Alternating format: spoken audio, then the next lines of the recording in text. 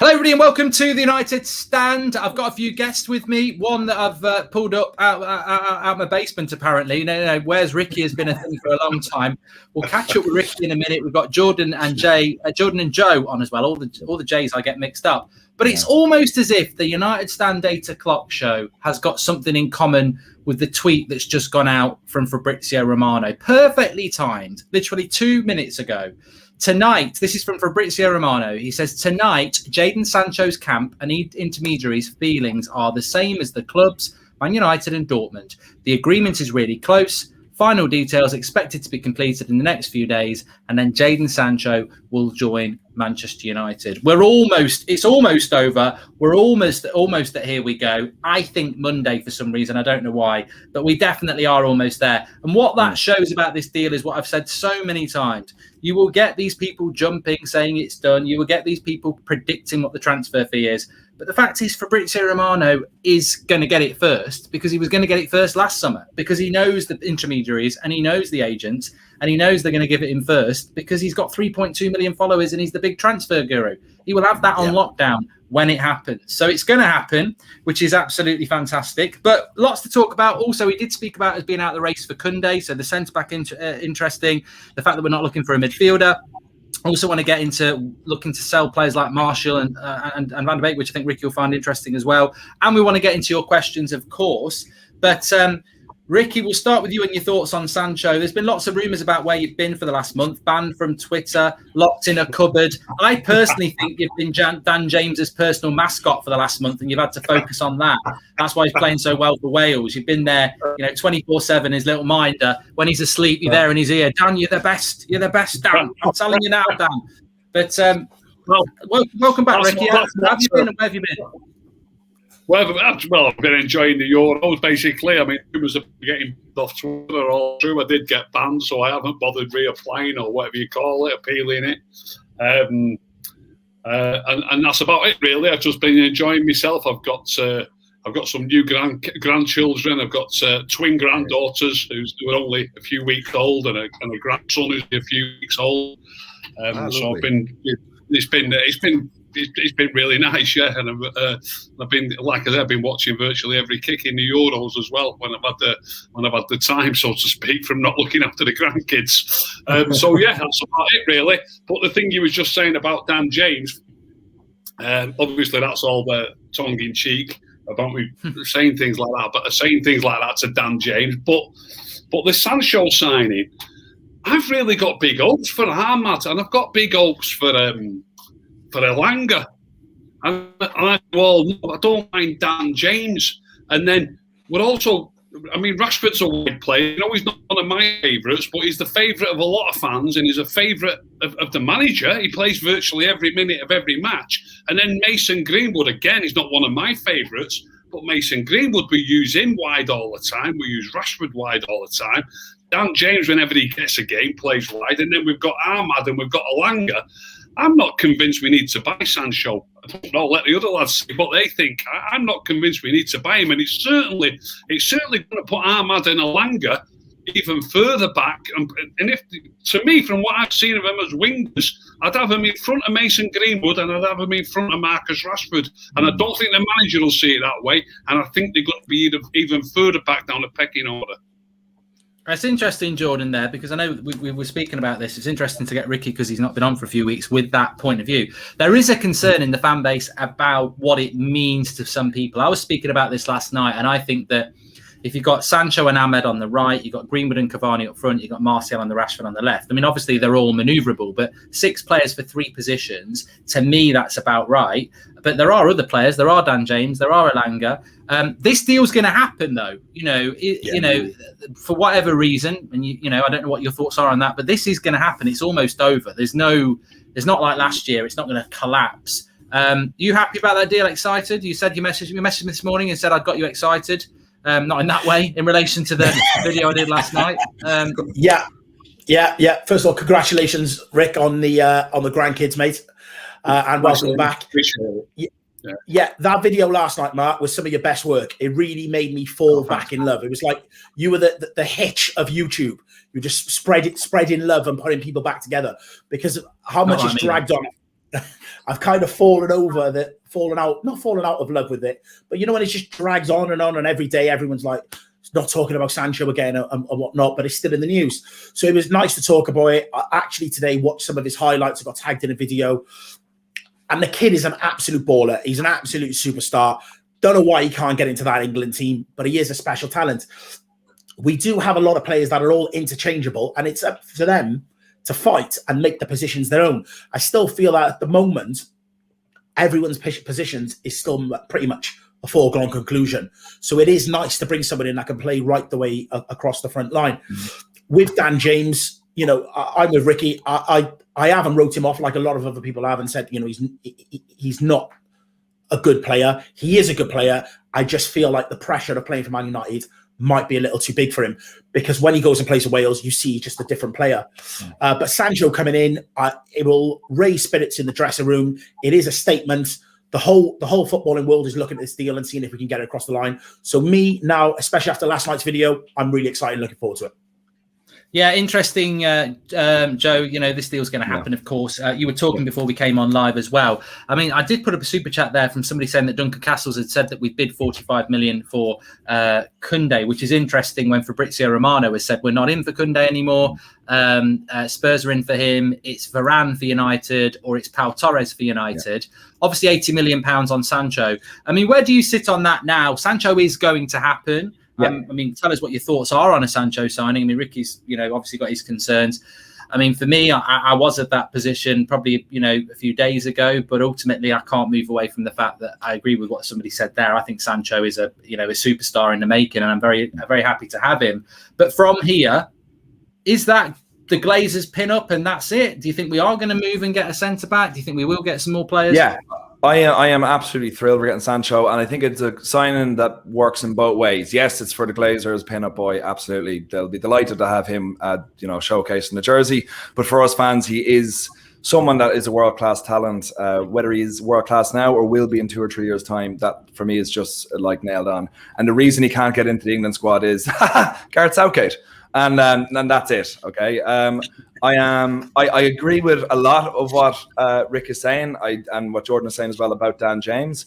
I think the reason Dan James hasn't maybe like really put a stamper on that left wing position as he has done for Wales is because he is the main man for Wales. Like, he is seen as an automatic starter. While in United there's so much competition, it's just impossible. You know, it's impossible for him to be nailed on as the main man. But I have a soft spot for him. I think it would be a disaster if we sell him. I think he is someone who I don't see nailing down that position anytime in the future, but I see him as being like hugely beneficial with his pace, with his decision making isn't always the best, but with his heart and with his drive and with the legs he has, I think he can be of big use to us, especially in the dying etches of a game. And I think when the early part of the season, or mid part of the season, when he was scoring goals, he was given a chance to start. So I think there is opportunity under Solskjaer for him to start. But with Sancho, I do worry that people have suffered from fatigue, that thinking he's been our player for the last 2 years, and that, I want someone else. I don't, like, Sancho's already our player. Like, can we not look at someone else? Can not look at someone else? No, Sancho is a huge signing for us. And for the fact that he's kind of said over the past 2 years that we are his club, that no one else is kind of coming in for him. I think it's sort of the same way with Bruno. I know Bruno was there was talk that maybe Barcelona were going for him and stuff like that in January, but I think that was more so his agent trying to get this move done. So for the fact that Sancho wants to be at our club and wants to be managed, I'm presuming wants to be managed by Ollie as well, I think is huge for us. I think centre-back, we need to get one in. I don't think we're going to get a central midfielder of any capacity. I think if Paul Pogba was going, I think we would be in the race for Grealish, and if it wasn't for that, defaulty hand wrist thing for Bournemouth when the ghost goal went in or was disallowed, then Grealish would be our player for the second season now. So I don't think he's nailed on that Grealish was coming to us, but I do think next season Sancho will have a better season than Grealish anyway. So I'm so excited for Sancho. I think it's a move that benefits the top levels of the club to the fans itself. So I think, and it'll really put a showcase for us moving on and getting more players to show that we can get big players when we go in for them eventually. It's interesting, actually. I mean, I want to ask Ricky about the centre-back situation, because obviously I think last season, we all remember last season and what might be going on there. But just interestingly, a price on Sancho, probably about £80 million. Wages is really weird. Like, there's talk of 350k, there's talk of 250k. I don't think we need to go into that because we won't know until he signs. But if we're giving him 350k, this to me is evidence of United being a joke again. He doesn't justify 350k. 250k is fine. 350k, why? Why would we get bent over like that when nobody else is in for him? So we'll have to see about that. But centre-back, Ricky, obviously we had loads of chats last season about the defence.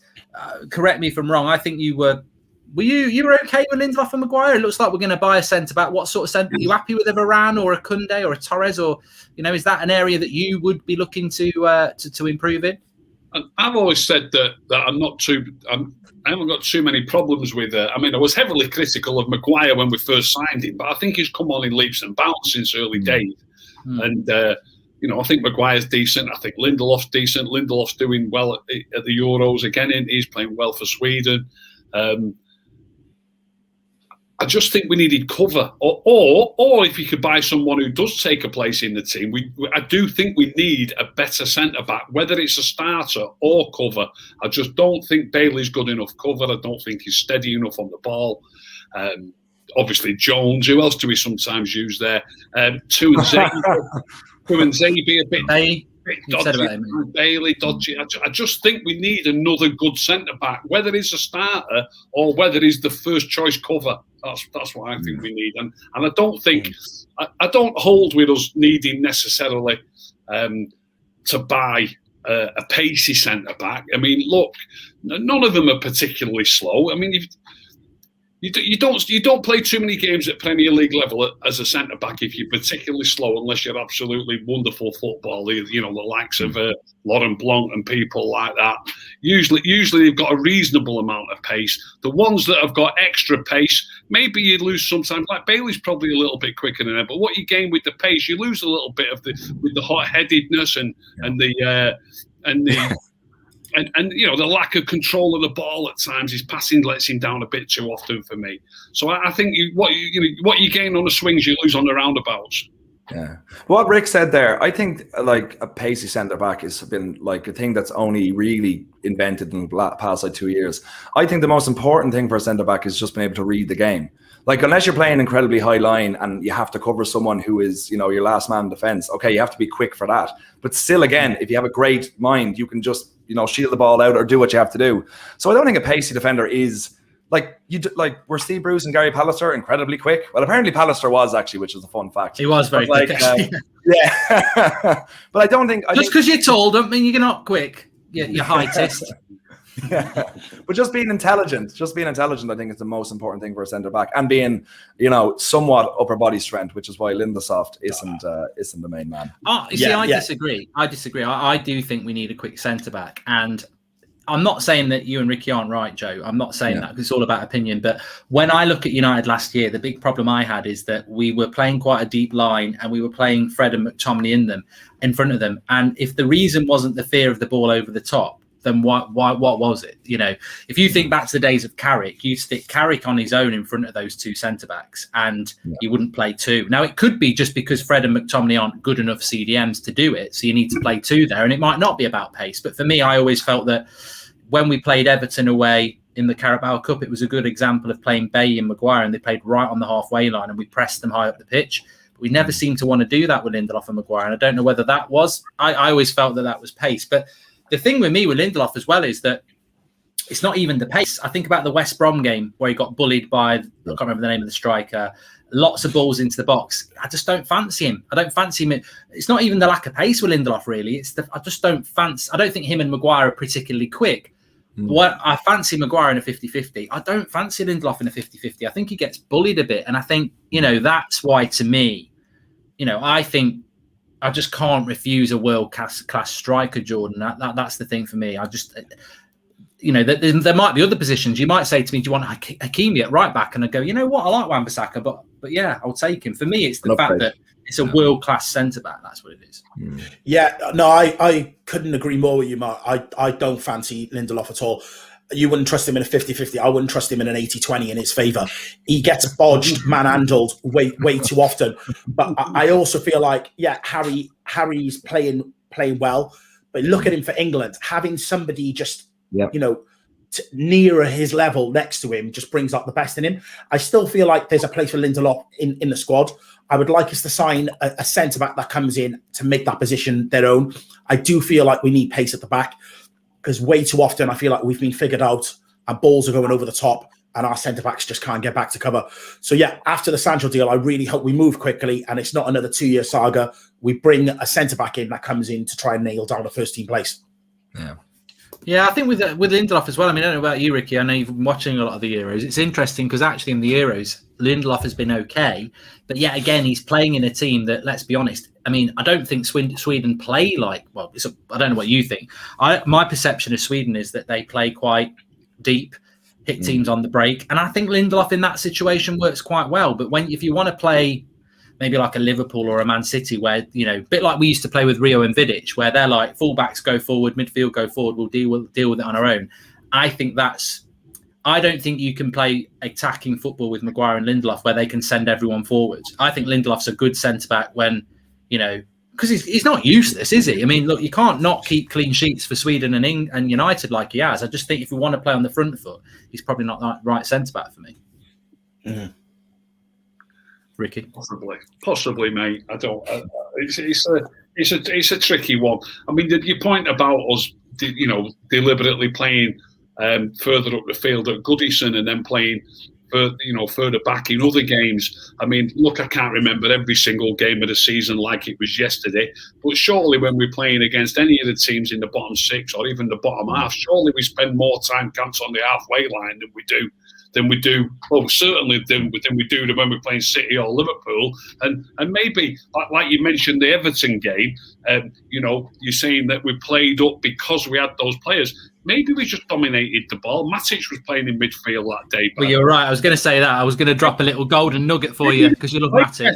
Maybe we just played better. You know what I mean? And when we play Liverpool and when we play City, they work on defensive shape and they work on how far they want to go up when they've got the ball. But we can't just get the ball off them just like that. So you have to settle back. You don't plan to give it them quickly. So then when you do have little spells against City and against Liverpool where we have got the ball and where we are up near the halfway line.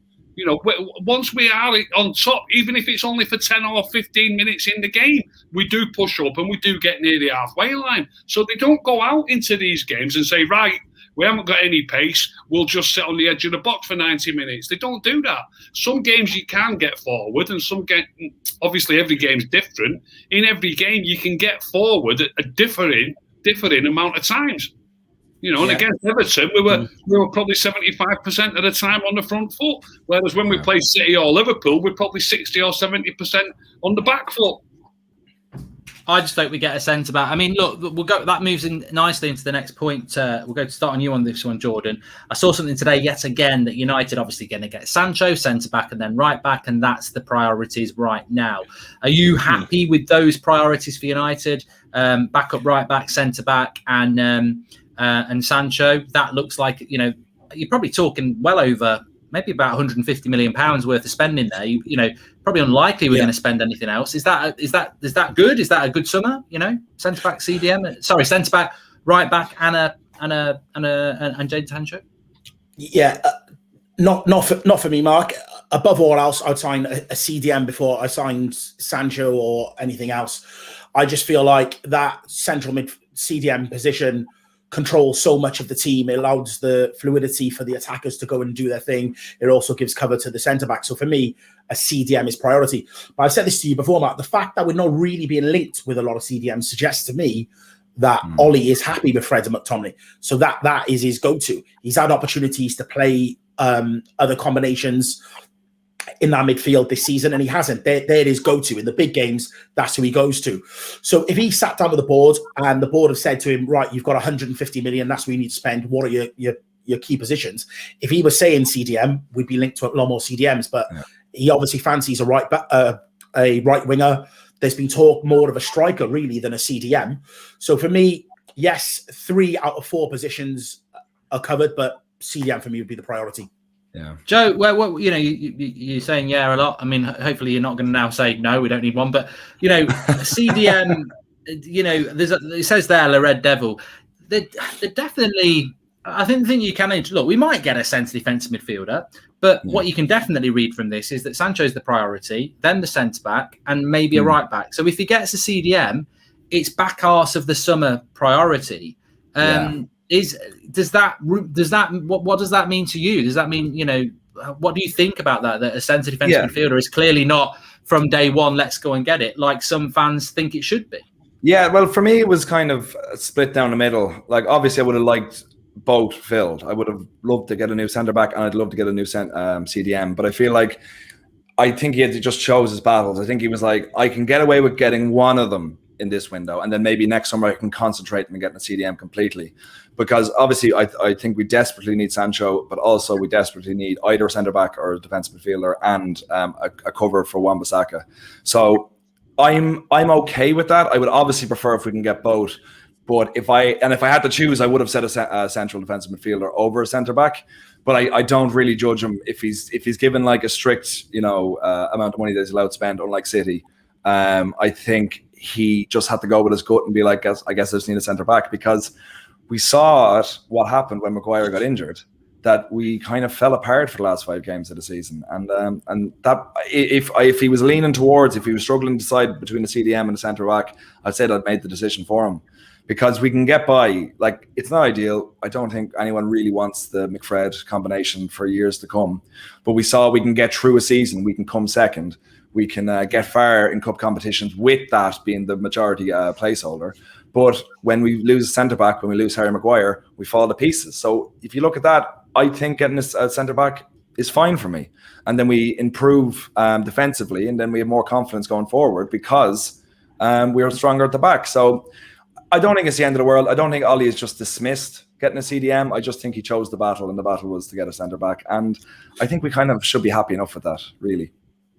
Zane says, good to see you back on the show, Ricky. Congratulations. Thought you were in mourning over England's performance. Don't despair. Saka has been the best player and will score against Germany. Arsenal fan. You probably agree with that, Ricky. We don't actually disrespect young talent. I thought Saka was good the other night. I mean, we're not an Arsenal fan. Very well, yeah. I thought he played very well. It was a bonus to the England team the other night. Thought Grealish played well as well. So it's fascinating what he's going to do now with. There was a rumour that I've read somewhere that Foden was on a yellow card and he might have left him out of that last game just because he was on a yellow card, and he obviously didn't want him to get banned. But he might have done that, even if that's true. And now he might be thinking to himself, do I put him back in or not? Do you know what I mean? Well, it's funny. I don't know whether you saw Gary. Well, you're not on Twitter, so you wouldn't see it. But Gary Neville tweeted out the morning after that he'd go with a back 5 with a midfield 2 and a front 3 of Sterling and Kane. And I think it was basically I think he was going to drop. He said, "Don't play."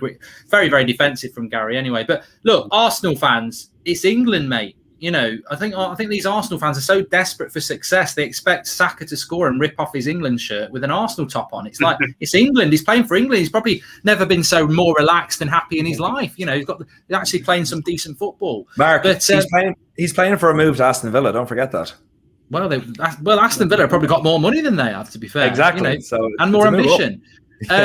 But Ricky, just to pick up on what Joe was saying, great points from Joe there about maybe Ollie just prioritising the centre back situation, maybe for what we were talking about there. What do you think about a CDM? Would you like to see a centre defensive midfielder come in? I mean, it's where one of your favourite players resides, the Nemanja Matic. I mean, I would say that sadly, I think Matic is our best CDM, but for whatever reason, and I presume it's because he's getting old and it's age. Thing about Matic for me is if he could play 2 games a week, I'd pick him. But I don't think he can, or somebody doesn't think he can, which leaves you with McTominay and Fred. Do you think we need a CDM? I think we do, but a little bit like I said about the centre backs. Really, we need a CDM, whether it's as cover or whether it's somebody to play. I'm happy with McTominay and Matic when they both play, but Matic isn't going to play a lot, is he? Clearly, I think the manager's wrong, by the way, in saying that he can't. Look, when I saying him wrong that he can't play 2 games a week, every player doesn't have to play 2 games a week. But 2 games a week. Sometimes it's the League Cup ties early in the season. He doesn't have to play in those. In the Champions League, there's usually one whipping boy. He doesn't have to play in those. Do you know what I mean? So Matic probably only needs to play once a week and occasionally twice in a week. And if he can't do that, they should rip his contracts up. That's the way I see it. If you can't play once a week, you shouldn't be playing for Manchester United. He only needs to play once a week and occasionally twice a week. That's all he needs to do. And he should be playing more. And I've been saying that for 2 seasons, and they've still got him this season. So it's the same this season. They can't be giving him whatever money they're giving him if he can't play. What's it all about? I don't get it. I agree with you there, Rick. I feel like the narrative of he can't play more than twice a week we've created that as fans. Ollie just doesn't fancy him. Ollie prefers Fred and McTominay. That's it. The game management this season for Matic, he could have played more games than he have. Of course he could. Well, to be fair, in defence of Matic, I thought there was one game towards the end of the season. What was it? Was it? Played against Wolves, the best game we played in the last 4 or 5 games. And Leicester, first half against Leicester, we lost the game, but we played the reserves, didn't we? And he played well against the first team, Leicester. And it does make you think why he's not picked him much this season. But then I suppose you look at why has he put Pogba on the left wing. He definitely likes that McTominay, Fred. That's it. Yeah, which is a worry going into next season because you can buy Sancho, you can buy Varane, but if he thinks McTominay and Fred are better than putting Matic or Pogba in there, and maybe that's why he's not going to buy a CDM. You'd imagine the pivot of Matic and maybe even Fred would work better than McTominay and Fred, considering Matic is a better player than both of them, and it would protect Matic a little bit, and he wouldn't have to run as much if you have Fred doing all the dog work for him. So for me, that doesn't make any sense. Like for me, I agree. I just think Matic is too old that he can't be playing the majority of the time. But I completely agree with the fact that he's being paid to play, and he can play one game every 2 weeks or whatever you want to do with the important games. So. Well, Paul Robinson just said in the chat that Pogba and Matic worked together. Well, that was the midfield too we used the season that Bruno came in, and it worked quite well. I mean, I think, but for what that's why I think we need one. We'll start off with Ricky on this one simply because it involves another one of his favourite players. I was talking about this afternoon. If nobody's aware of it, this came from the Mirror. And it came from the Mirror, which I don't rate the Mirror, but it came from a journalist at the Mirror that people seem to rate. So we'll give him his due there. And also it came from ESPN that in relation to Anthony Martial being sold by the club, Ricky. Now, you're a big fan of his. Putting that aside, obviously have your opinion on that, but putting that aside, do you think that, basically the story is that United will listen to offers. They'd be willing to take about 40 to 50 million. You're not in charge. I think we know what would happen if you were. But do you see that being a problem for Martial? Do you think they could offload him, especially with the likes of Sancho coming through, Greenwood, etc.?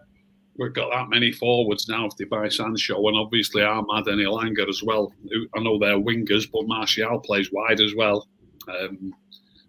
Greenwood, people talk about him as backup to Cavani.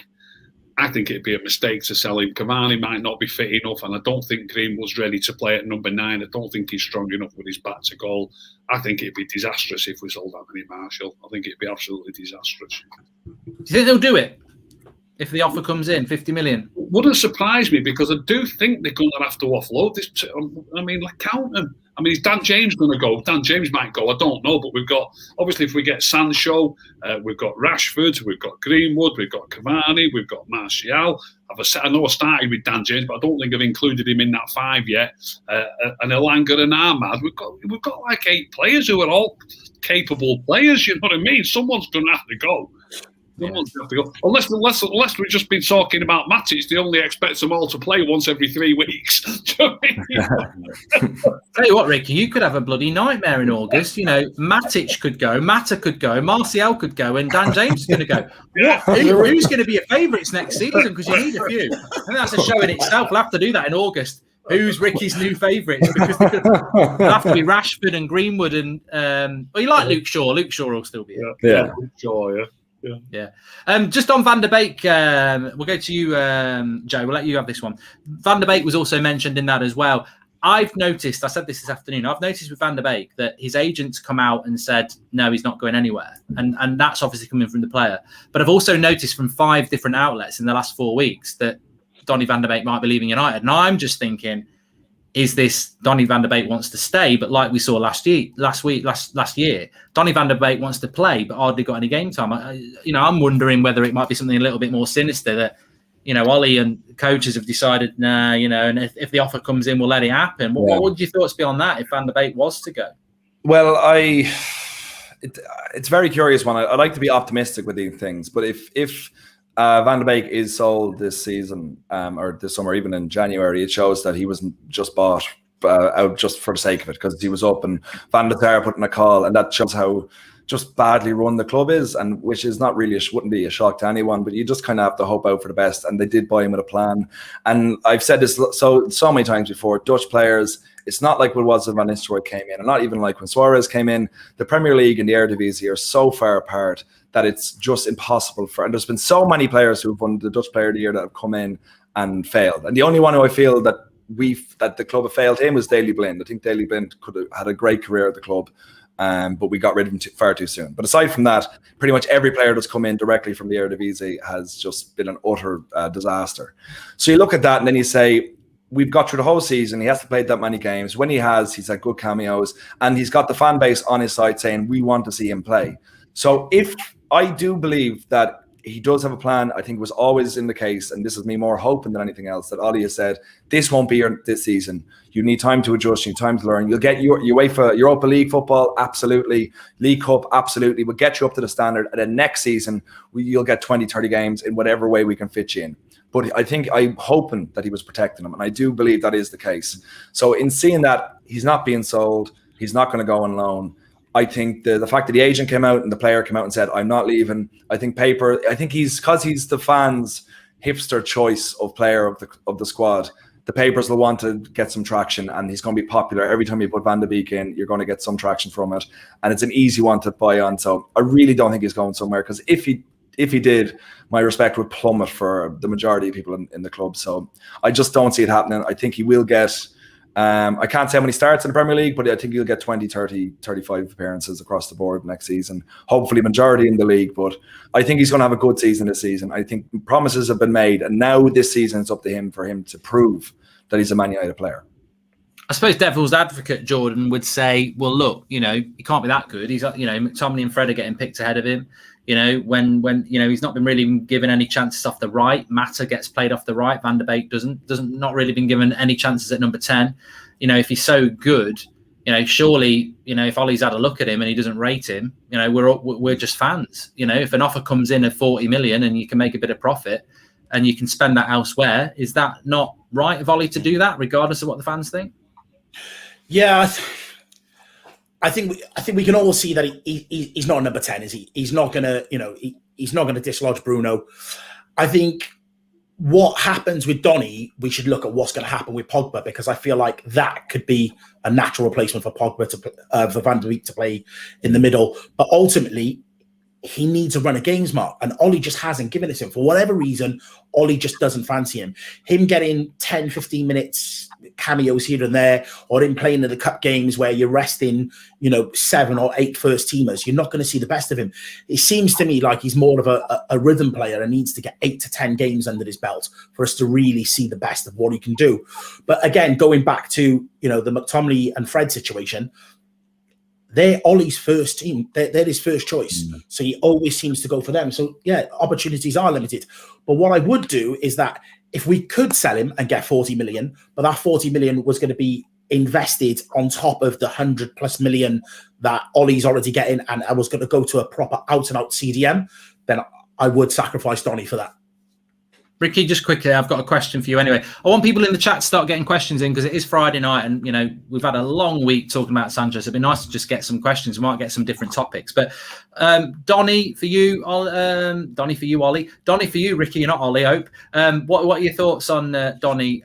If the offer came in for 45 million from Real Madrid, would you take that money, or do you think... Well, I wouldn't. But like you just said, I'm not in charge. I wouldn't be surprised if Ollie was to take it. I wouldn't be selling him if I was in charge. But, funnily enough, you missed him off. I mean, there's another one that could be going, and you can tag him on to one of my favourite players on that list that you've had out before.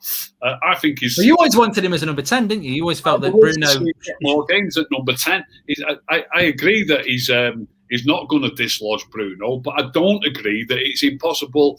I don't agree that he shouldn't be given a chance to try and dislodge Bruno. I do agree he won't, but I don't think they see it the way they don't see it the way I see it. I like the smoothness of his play, the way he gets it under, the way he passes it, the way he remembers where people are, and I don't care that somebody else scores more goals in that position. I really don't care. Let's try and get the team playing better, smoother football. That's the way I see it. Well, what I would say about Donny is that, I personally think he works better, and he was man of the match for me against Wolves in a midfield pivot. But he needs a Matic or someone next to him. He can't, you can't play him with a Pogba. I don't agree with that. But also, I think that you look at Bruno in this Euros, and you look at Bruno from Christmas. He's a bit like Rashford. He's absolutely out on his feet. He's nowhere near what he should be. And you think, well, you've got Donny van de Beek, who wasn't really injured for any of that. And I think that's something that worries me about Ollie next year, is that he's going to have a lot of options. We spoke about the options he's going to have. He's going to have a front six for 3 positions. Now, and Ollie was part of this. He was part of the Sheringham Cole York thing. If someone's not performing well on the 65 minutes, give the other lad 25 minutes and make sure you're changing around. And I think that there was plenty of opportunity to give Van der Beek a game, or even Pogba a game at 10.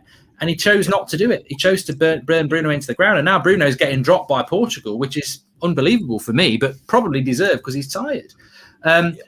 Which brings me in, Ricky. I'm going to ask the other lads on this, but I know because you've not been on for a while, a lot of people will be asking this in the chat, even I haven't seen it yet. But, you were over there in Gdansk for the final. Yeah. You saw what happened again. What's your thoughts, regardless of signings? What is your thoughts about Ole Gunnar Solskjaer as United manager right now? He's going to get that new contract. Where do you think this is heading? What's your feeling about Solskjaer going into next season? I'm not happy at all, mate. I mean, I don't think I had a chance to speak to you before Gdansk, but when just before I went to Gdansk, I watched. Look, 99% of United fans were thinking we were just going to win that game easily. I watched Villarreal play the week before against Real Madrid, and I think they got a couple of late goals, Real Madrid. And I saw Albiol, as he called, the centre-back, who's got like about 60 caps for Spain. They've got Pau Torres next to him. They were proper solid, difficult to break down. And I was predicting that we wouldn't beat them. And we didn't beat them. I don't expect Marcus Rashford and Mason Greenwood to play very well against the likes of Pau Torres and Albiol, who's got 60 caps for Spain as a centre-back, even though he's 35. And most people don't like 35-year-olds. I quite like him. And I was proved right. We barely created a chance in the game. We played better. Our best performance was against Wolves out of our last 5 or 6 games against Wolves. When Mata played, Matic played, Ilanga played, Ahmad played. The reserve team's better than the first team, mate. The manager doesn't know what he's doing. And what does that? So going into next season, then, do you think that Ricky's back? I love it. Well, no. The thing is, he's not been on. Was it not our best performance of the last 5 or 6 games? That game, mate. To be honest, I agree.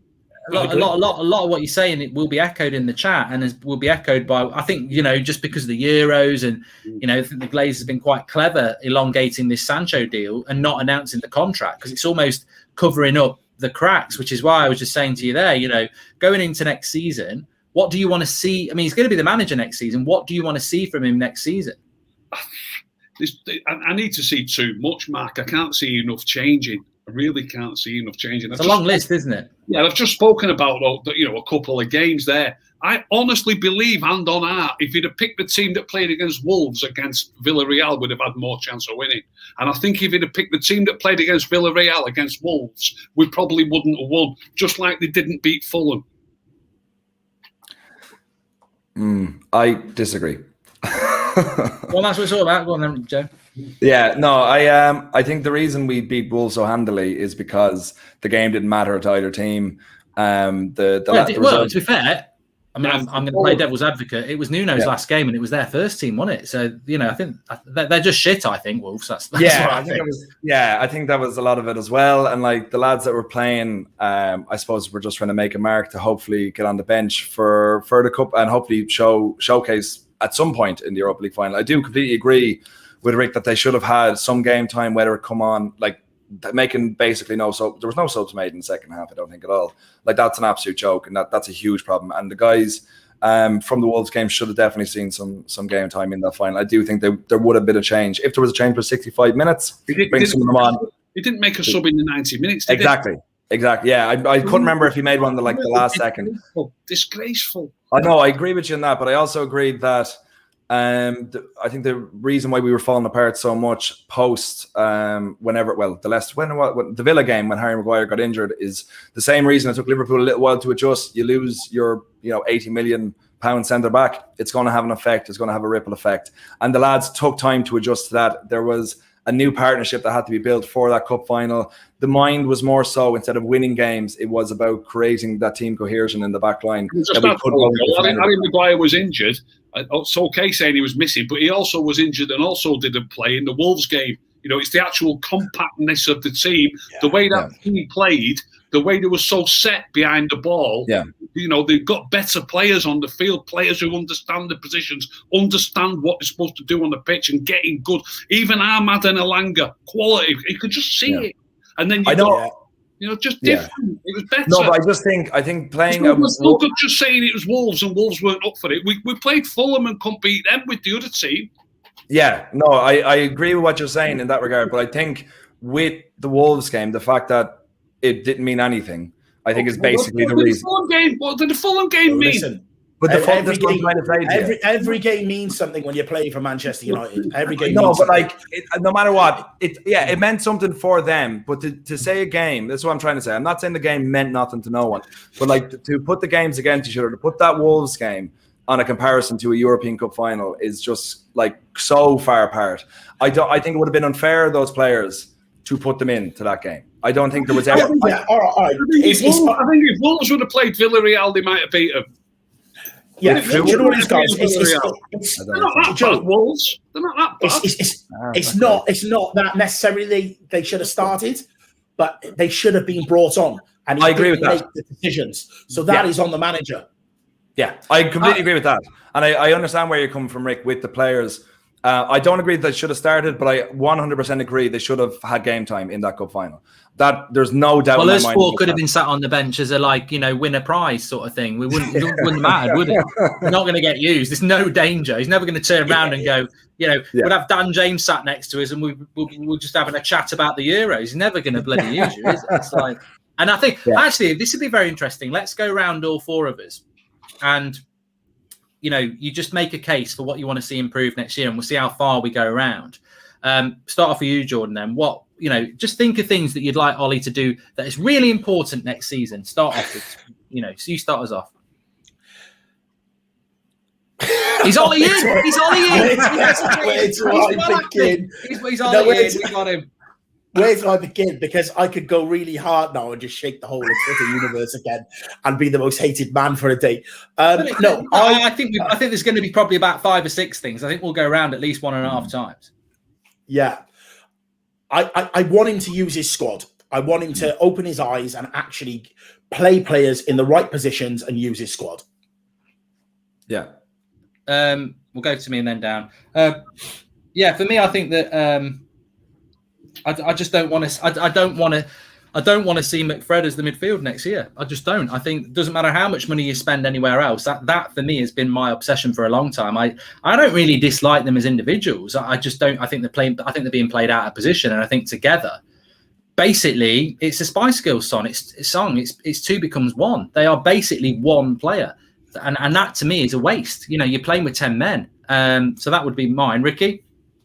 Keep Anthony Martial and give him plenty of game time, whether it's at number 9 or whenever Cavani plays, play Martial on the left, but just keep him in the team.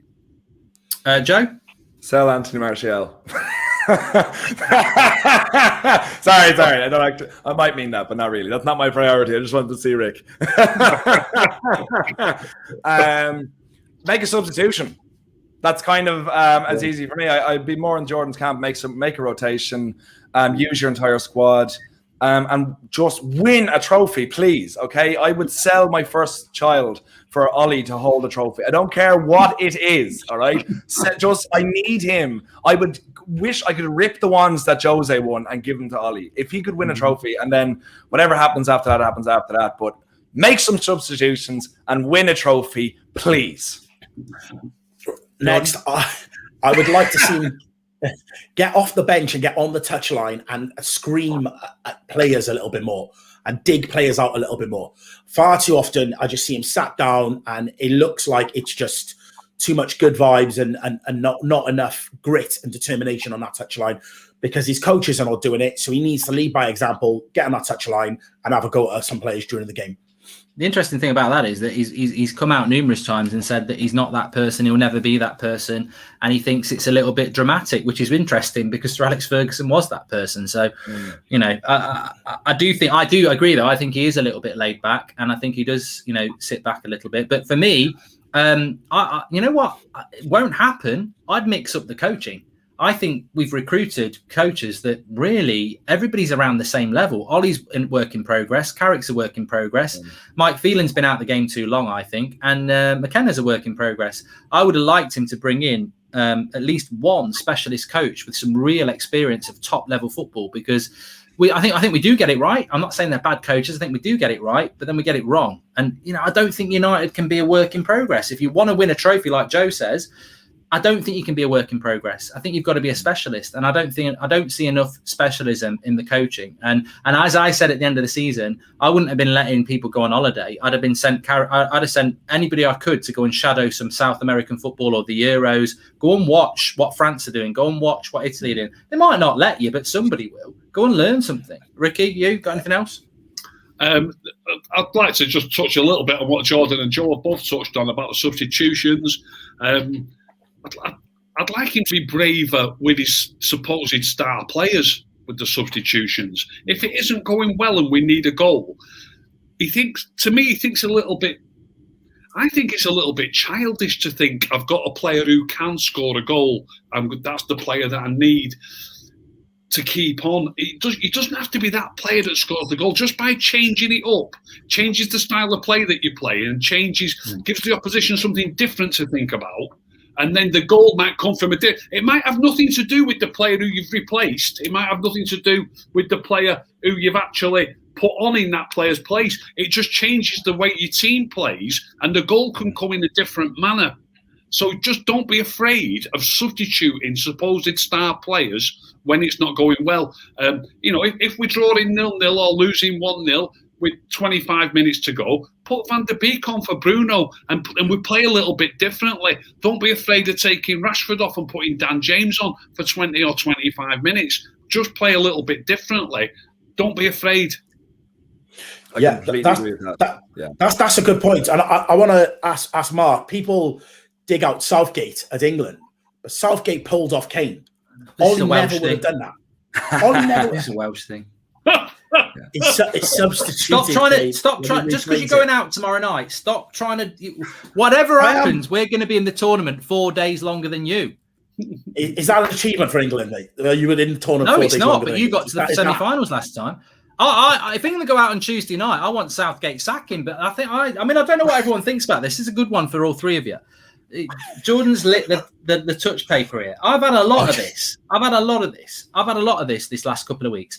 You're absolutely horrible about Southgate, and basically he's the same as Ollie. And I'm like, no, Southgate wouldn't get a job in the Premier League. What I agree, we're going through things that Ollie needs to improve on, but there's no way in a million years you could give Southgate an ultimate bloody team. You know, you could have Messi, everybody in it. He ain't going to finish second or third in the league. I think it's a misservice and an injustice to compare Ole Gunnar Solskjaer to Southgate. After the last World Cup, he got a contract extension. I'd have sacked him. Yeah. I'd have sacked him. Everybody was going on, we got to the semi-final.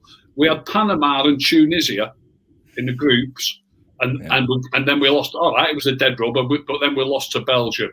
Then we beat Colombia on pens, so we didn't really beat Colombia. You know, okay, it's better to win on pens than lose on pens, but they beat Colombia on pens. Sweden, the only half-decent team that they played against, half-decent, not great, but the only half-decent team they played against, they beat 2-0. And then they played Croatia and lost, and then they played Belgium and lost again. They played 3 games against good teams and lost them all. Belgium twice and Croatia. Yeah, it was great. I just don't rate Southgate. I think they beat two non-runners. They beat 2 non-runners, and then they had 1 decent win against Sweden. You can't call a decent win against Colombia at Pence. They had 1 decent win in 7 matches, in my opinion, and he got a contract extension. Here we go, then, Welshman, get your cape on. Welshman here. Do you think Southgate is comparable to Ollie then? That's what you're saying. Come on, don't back down now. That's what you'll be doing tomorrow when we're having a chat about Denmark. First of all, just for the record, we'll beat Denmark 2-1 tomorrow. We'll probably go 1-0. We'll probably go 1-0 down. Bale will equalise, and then Kiefer Moore with the winner, 80th minute. You've heard it here first. Jeez, Mystic Jordan. Whoa. We put a bet on you. Just because we've got, we deal at high end here. If you don't know who Kiefer Moore is, he plays for Wales and Cardiff. I didn't know who he was 2 weeks ago. So just it's like subtitles, really. That's who he is. Right, let's just add in the small print. He scored more goals than Harry Kane. Can we just add that in? Yeah, Harry Kane's having a crap tournament. You're right. Okay, good. Just want to point that out. Southgate and Ollie. Southgate's braver. He's pulled players off. He pulled Kane off. There is absolutely no way. Can you say take off? Because every time he's saying he's braver and pulled off. I'm not thinking about substitutions here. I'm just thinking he's very brave. I don't want Ollie doing that. He'd probably try it. But... Can I say he dragged him off? He subbed him. Let's just draw a line. He subbed him. Right. Southgate. Oh, he's going to get clipped in it. Southgate substituted Kane. I can't ever see Ollie making that decision. Ollie was in a cup final and couldn't make decisions to sub players that he should have subbed. So I'm saying Southgate's proving to be a braver manager than Ollie. That's what I'm saying. I'm not saying he's a better manager, but he's proven to be a braver manager. A brave man runs, a brave man runs into 300 soldiers with spears with a breadstick. Doesn't make him better, does it? Makes him an idiot. Yeah. But no, I mean, in fairness, I did think the substitution of Kane was justifiable, and I think that goes back to what Ricky was saying, Joe. I don't know what your thoughts are. And basically, we're talking about how Ollie as a coach. I mean, Southgate. I can tell you his CV. I don't need to tell you his CV. I don't know how he's got the England job, but. Do you see similarities between Southgate and Ollie in relation to underusing players, etc.? No, it's the only comparison is kind of like how they got the job is comparable. So like Southgate's the next player, Ollie's the next player. They both kind of got it through awkwardness. Like Sam Allardyce got hilariously sacked and Jose got thankfully sacked. So like after that, you can kind of look at that and then they both had good starts. Obviously the World Cup, the most ludicrous thing ever. Like they got to a semi-final of the World Cup and they lose 3 games, as Rick was saying. So it makes no sense to me why they decided to keep him on. And of course, the main thing is you could look at Ollie as being the yes man for the Glazers, and definitely Gareth Southgate is the yes man for the FA. Do you know what I mean? He won't ask any questions. He's delighted to be there. He looked his way to a semi-final of a World Cup. He'll be knocked out against Germany on the last 16. So he isn't embarrassingly knocked out by Wales a week later. So it's, I think that's where the comparison really lies. And I don't think there's I think the gulf in class, like you were dead right, Mark, when you're saying there was no way Gareth Southgate would manage a team to Champions League football 2 years back to back. I think he'd be found out relatively quickly. And he does have Premier League experience. He got Middlesbrough to a UEFA Cup final where they were humiliated by Sevilla. But after that, it was all downhill from there. Oh, no, did he manage them then? No, I don't know whether he did. He definitely got him relegated. I think he might. I think McLaren was in charge for the UEFA. I don't know. Yeah, that's right. I think he took over after him, so he didn't do anything then. Yeah, you're dead right. Got him relegated.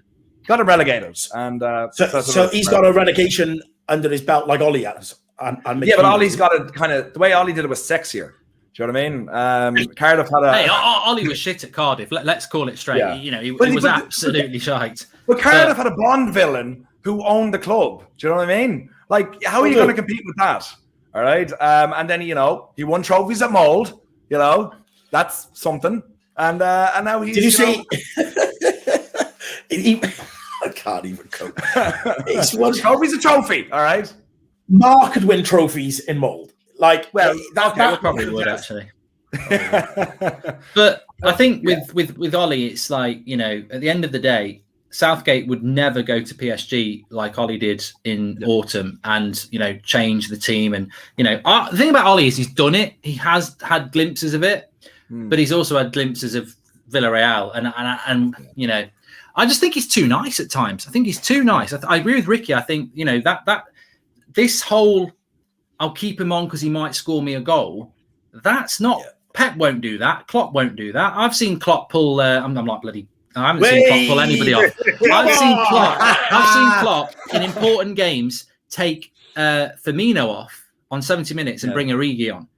And that's what Sir Alex used to do. So I do agree on that. I think that is an issue, definitely. I think on that as well, him being too nice. I think it's too nice to the top players, because if you look at the kind of famous incident of people saying, "Oh, he actually can call players out," is when Lingard against City. Remember, was a year and a half ago. You do that again, you're coming off, and he did. So I think it's when players aren't a vital clog. They might be important in the dressing room, but they're not like a vital clog, isn't it? Yeah, and I think he could be worried about upsetting Rashford or Bruno. I hope that's not the case. I hope he's not worried about that, but I think he's just more concerned with keeping them happy, maybe, because they'll play better. But I think I would like to see him, like you say, you know, pull off Bruno. I've been a coach, and I think sometimes you've probably got 7 players that you don't ever really want to sub, and you've got 4 that are like you would, and you basically sub them 4 all the time. And then even when the bad player's playing bad, you're like, you know, I might keep him on. But at the highest level, that's Sunday morning management. That's not football. What I want to touch on, this would be interesting to come back on when it happens at some point during the season, if it happens. Ricky, you know, in relation to Ollie, I mean, how do you feel that it's a really hard question to face, so it'll be an even harder one to answer. But how do you think this is going to go next season? There's some people think, you know, he's not going to start making those subs. He's not going to start playing that way. He's not going to get ruthless. So surely, no matter who the players are, he'll burn them out again. He won't use to rotate the squad, and you know, he'll be gone in a year. How do you see this going? I know it's difficult, but you know. It is difficult, but if I can answer it honestly. I said this on numerous shows as the season went along, and it just went on and on and on. How we managed to finish second in the league, how we managed to do, it is certainly compared to post Ferguson years. You know, it was a decent season for us, reaching a cup final and finishing second in the league. How we managed to do it is beyond me. We didn't play good football for me. A lot of the football we were set at that final in Gdansk, was sat there, lads saying I'm bored. You know what I mean? It's just not playing good football at all. It's not exciting. We don't play well. What I said before, I enjoyed watching them play against Wolves when the reserves were playing. They looked like they played well against Leicester as well. I know, but Leicester are the top side. We could have got beat by Leicester with the full strength team out. We do play better football, I think, when the other players play. So where it's going, I don't know, and I'll be shocked if we can do as well again next season and finish second. I'll be shocked. Joe, you're a little bit more positive. How do you see it going next year? I think we can finally, when Sancho comes through, and fingers crossed we get Varane and hopefully one more signing, whether it's a Trippier or someone of the like, I think we can finally judge Ollie properly, because he'll have gotten the players that he wants, and I think that's a huge thing. So I think this is like guaranteed make or break. If we aren't, there's a part of me that feels that no matter what, he'll get to the end of the season. And for me, I'm kind of like, maybe he deserves that. But if we're like falling away completely, then like he should be gone by Christmas. But I do hold on to hope that he's got the players he wants. He can finally play just about the football he wants to play, less conservative, like when he first came to the club. So I do hold on to that belief. But I will be his harshest critic if it does fall apart, because I think genuinely, this is the only time. This is the first season where we really can judge him for the manager that he is. If he gets Sancho and a centre-back and one more player. Jordan, I mean, I think, there's a lot of people in the chat. Joe's too positive. Ricky's too negative. This is the whole point. It's different opinions. That's exactly what it should be about. And it also represents the scales that I talk about a lot. The Ollie in, Ollie out, Ollie out scales are like that. And that's just the way it is in the fan base. You can get angry, you can get frustrated, but that's just the way it is. What about you, Jordan? I mean, next season, if he's going to get players, he's going to get Sancho. I think we'll probably get another couple. there will be then an expectation. I think, Ricky's right. Gdansk was embarrassing. Second place was possibly overachieving, but well done for it. Chelsea and Liverpool are going to be better next year. What's your thoughts going into the season? Yeah, I think we can give him whatever players that he wants. We sign, a CDM, a right winger, another centre back. It's irrelevant. There's going to be games where Ollie is going to need to make decisions, games that are tight, and that he's going to need to have a bit more tactical nous than what he's shown so far. I think we've got a manager who's learning on the job. I respect the job he's done so far. He's brought us out of the dark cloud that was Mourinho and all the negativity and toxic atmosphere that was there. But for me, I feel like he is the man before the man, as they say. And I feel like it's irrelevant who we give him. Other teams are going to be better. Liverpool are going to be better. Chelsea are obviously showing they'll be better. They just won the Champions League. Manchester City are investing again. There's always a surprise team that will also join the pack. I think Ollie will be gone before Mr. and Mrs. Goldbridge pulls a Christmas cracker. Wow. Who said we want a threesome? We don't want a threesome. What's going on? That was literally the first thought at the end of my mind as well. Yeah, there's a lot of rude stuff coming out of Jordan's mouth tonight. I think we need to wait till after. We need to get him on at midnight or something. He's just I think he'll be gone by Christmas. I really do. I honestly. That'll make you a hero to some, a villain to others. That will. My thought, look, I'm an Ollie doubter. That makes me Ollie in, but I'm an Ollie doubter. I don't disagree with all the criticisms, but I also think that, third and then second, I just think look, we're not owned by Abramovich. We're not owned by Sheikh Mansour. If we were, I'd probably sit here and say, look, Zidane's available, Conte's available, just do it. I would. But I live in a real world where we're managed by the Glazers, and they've shown over 8 years that they only sack a man when he doesn't get top four. So I know he's here next year. I hope that he gets, he will get Sancho. I hope he gets a top-class centre-back, and I hope he's got the foresight to get a CDM. If he gets those three players, that represents a good summer for me, and that represents no excuses. I just want to go into next season with no excuses for Ollie. I want him to get the players that he should have, and then if he fails, it's bye-bye. Most Premier League managers don't get as long as he will get. So I think this season for me is all I want is, look, this is the season. You can't take a step backwards. It's Manchester United. You finished second last year. There's lots of things to improve on. There's lots of doubts. Next year for me is the melting pot, really. You go and perform, or you pay the price. And not because you're a PE teacher and not because you're a Wally, but because you've had 3 years and you've had money spent. And now for me, you can't hide behind inexperience and work in progress. This is Manchester United. Tuchel took what? 4 months, Ricky, halfway through a season. It didn't take him long. Now, obviously, he's a better manager, but it's time to deliver. I think it's fascinating what he did, isn't it? Turning up when Chelsea were in, not in the best of form and winning Champions League. That really is something, isn't it? You know what I mean? Mark, is it comfortable being sat on that fence? How's that fence feel? Well, it's not sat on a fence though, is it? Because I'm basically saying I'm Ollie in. So next season I'm Ollie in. That's not on the fence. On the fence would be like other people we've had on the show who go, wow, yeah, I don't think he's a good manager, but yeah, let's see. Well, 1 week I'm Ollie in, 1 week I'm Ollie out.